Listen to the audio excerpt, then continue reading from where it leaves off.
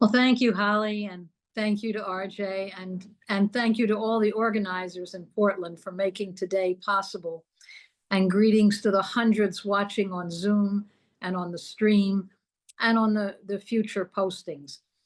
I want to begin today with a salute to the incredible historic victory of the United Palestinian Resistance, because it confirms to all the people of the world that revolutionary morale and determination are stronger than billions in high-tech weapons that US imperialism provided to its Israeli proxies.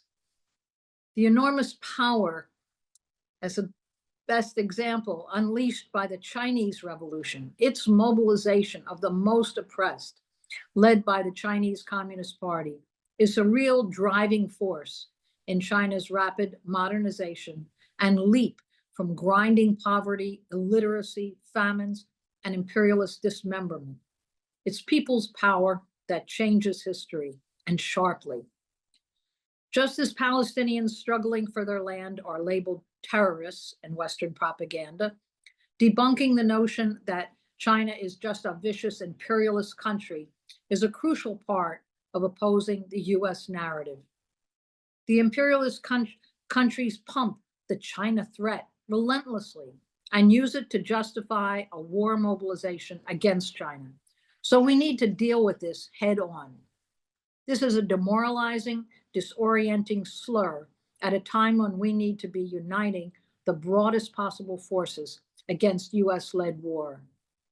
What we defend in China is what Wall Street wants to destroy. Many on this panel defended China when it was an overwhelmingly impoverished, largely illiterate peasant country, storming the heavens with revolutionary fervor that inspired millions around the world. The Chinese Revolution was a world historic, massive social upheaval. And we defended China for the same reason that we defend every gain of the working class, every painful step forward for our class, every organizing drive, every union struggle, every liberation movement, because we take sides in the class struggle. It's a global struggle. Now, none of these struggles are picture perfect. They run up against real material limitations. But what's the difference, China and the US? China does not engage in regime change, destabilization, unilateral sanctions, economic coercion in pursuit of its economic interests. The US does. China does not have a global infrastructure of military bases. The US has more than 800 military bases, armed forts around the world. China's state-owned industries aren't driven to extract profit from every transaction. They're actually liberated to solve real problems and human needs. US corporations, every one of them, must extract profits for shareholders every quarter. Profits are their lifeblood. China is very open in admitting that they're building toward socialism. They're not yet a socialist country with full equality where everyone's needs are met. The Chinese economy is still unevenly developed. As they explain, they're far from being a communist society, but they are using the vehicle of a workers' party, a communist party, to determinately improve conditions of life for millions of people. They make compromises. There's a capitalist class in China, some wealthy individuals, but the capitalists are not the deciders. China remains a workers' state with a socialist economic foundation, but it's forced to exist within the worldwide capitalist system. There's an irreconcilable difference in property relations, in class relations, in an imperialist country, and in an oppressed and formerly colonized country building a socialist economy. Now, the big question for Marxists is, who does the state serve? In China and here in the US. As Lenin stated, the question is, which class controls the state? That's absolutely vital in answering the question of whether or not China is an imperialist country. Now, all the top Chinese companies are state-owned, publicly owned by the whole people. not a handful of billionaires. And that includes the banks, the oil companies, gas companies, gold, rare earth minerals, insurance companies, the high-speed railroads. There's a state monopoly of trade. Key industries like finance and technology and manufacturing, energy, aerospace, and chemicals, these are all state-owned enterprises in China. The rich resources and industries and essential communications, this is the largest source of profit in every society. And it's why the US wants to control it. And that's the source of their anger. It's all controlled and owned by the Chinese state for the benefit of all the people and not a handful of billionaires. There are now 600 million workers in China, and that's larger than the entire working class of all the G7 imperialist countries together. There's nearly 100 million Communist Party members who are elected by their peers at every level, who are committed to defending socialist property rights. They study Marxism in the most creative ways as an evolving science. The sheer size of a politically conscious, highly organized communist working class organizations and leadership, that's a powerful bulwark against imperialism.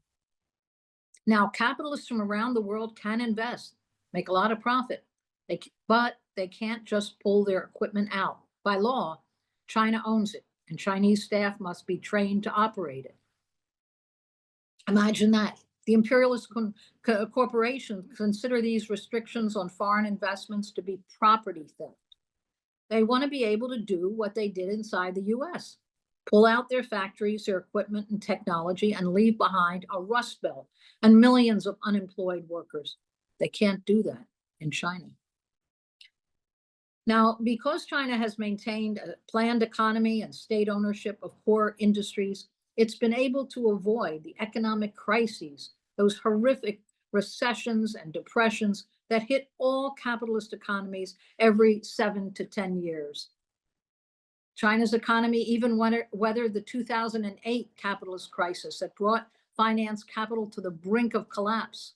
This is proof that the global capitalist market is not dominant, and it's not the billionaires driving the decisions. Now, a few Chinese capitalists are actually allowed into the Communist Party of China, but that brings them under party discipline. And it's another mechanism by which the CCP can assert dominance over their corporations. China retains public ownership of all land. Land can be leased for a specific time, but what is built has to conform to a plan. China's Belt and Road Initiative, it really is liberation for the world, for the global South, for the formerly colonized countries. It's an attempt to connect China with other countries and to build up economic development of each country. Now, for 30 years, from 1949, the Chinese Revolution, to 1979, 78, 79, China's efforts at growth and modernization were made so much more difficult by the US imposed sanctions, total blockade. But in those years, China reorganized a chaotic, war-torn, underdeveloped society, building technology, basic infrastructure, educating the working class and the vast peasantry. It's what made the next step possible. China's opening to investment in 1978 was conditioned on the West lifting its strangling economic sanctions that had barred all technology, industrial equipment, investment, and trade.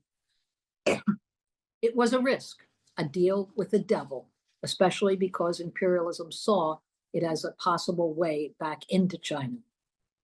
Now, through growing coordination of socialist planning for over 75 years, the conditions of life for millions has steadily improved.